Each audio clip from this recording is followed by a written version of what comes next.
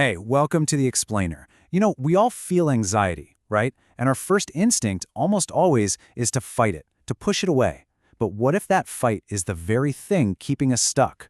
Today, we're going to dig into a totally different perspective on this feeling we all know so well.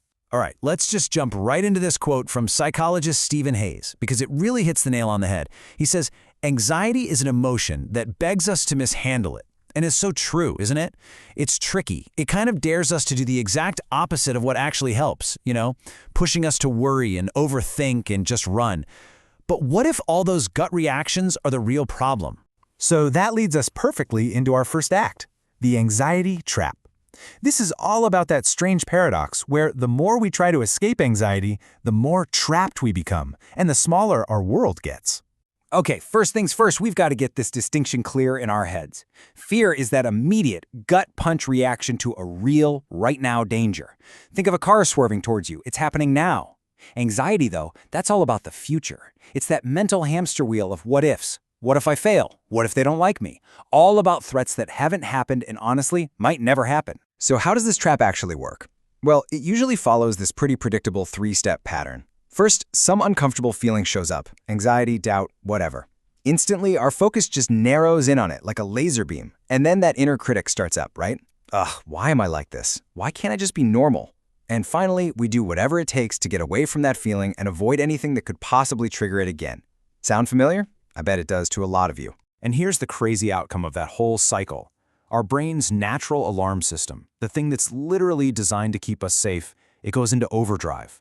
It becomes this overprotective bodyguard who means well, but ends up locking us away from everything, from new jobs, new people, new experiences. It's trying to protect us, but it ends up imprisoning us. All right, so that's the trap. Now let's talk about why our usual escape plans don't work. Welcome to Act 2, the failed solution, where we're going to see why our common sense strategies for dealing with anxiety are pretty much doomed to fail. And this is the question, right? It's the million-dollar question. We put so much energy into fighting our anxious thoughts. We distract ourselves, we argue with them, we try to just shove them down and ignore them. So why does it feel like anxiety always wins? Well, this is a fantastic way to think about it. This whole thing is like a giant game of tug-of-war. So picture it. You're on one side of the rope, and this big monster called anxiety is on the other. Your gut instinct is to pull as hard as you can, right? To control it, to suppress it. But what happens? The harder you pull, the harder the monster pulls back. You're just stuck in this exhausting, endless struggle. And here's the kicker. The struggle itself is the trap.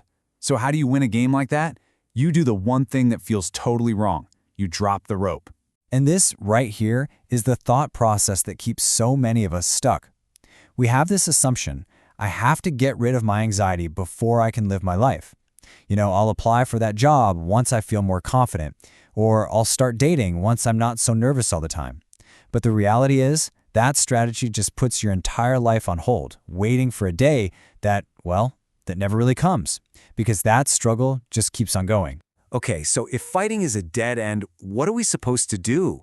That's what our final act is all about, the new path.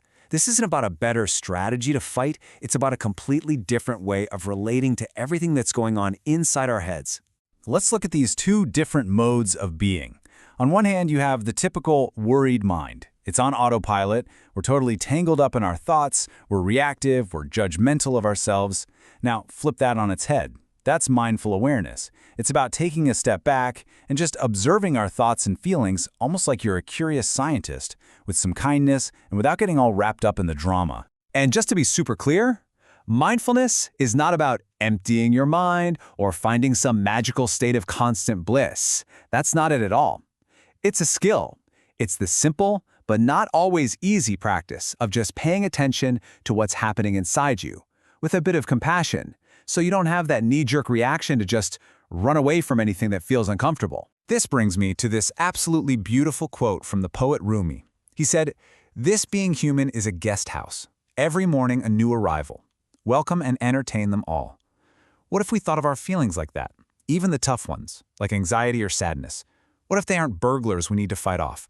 What if they're just visitors passing through the guest house of our mind? So that idea of welcoming our feelings leads us to two really important concepts. First, there's acceptance. That's just another way of saying drop the rope. It means you stop fighting with what you're feeling right now. Then there's willingness. Willingness is acceptance plus one more thing. It's choosing to move toward the life you want to live, even if it means anxiety is tagging along for the ride. And this next metaphor just makes it all click. Imagine the life you really want to live. Your values is this beautiful mountain way off in the distance. But to get to that mountain, you have to walk through a murky, smelly, uncomfortable swamp.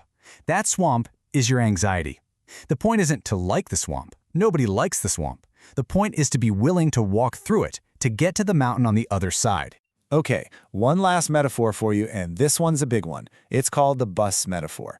Imagine your life is a bus. You are the driver. You've got your hands on the steering wheel, your feet on the pedals. Those are your choices. The route you're trying to follow, those are your values. And all those anxious thoughts, those difficult feelings, they're just passengers on the bus with you. And let me tell you, these passengers, they can be loud. They can be obnoxious. They can yell at you. You're going the wrong way. Turn around. You're going to crash. But here's the most important part. They cannot grab the steering wheel. They don't get to drive the bus unless you let them. The choice of where to go always stays with you. You see what's happening here? The entire goal is shifting. It's a huge shift. We stop playing this impossible game of trying to feel good all the time, and we start focusing on something that's actually in our control. Living a life that is good, a life that's meaningful and guided by what we care about most. So, let's just boil the mindful way down to 3 simple steps. 1. Notice your anxiety, but try to do it with curiosity instead of judgment. 2. Drop the rope. Just stop the endless tug-of-war for control. And 3. Let your values, what really truly matters to you, be your guide, not your temporary shifting feelings. So I want to leave you with this one last thought. So many of us are trying so hard to win this war against anxiety. But what if real freedom isn't about finally defeating some enemy inside you? What if freedom comes from realizing there was never a war to be won in the first place?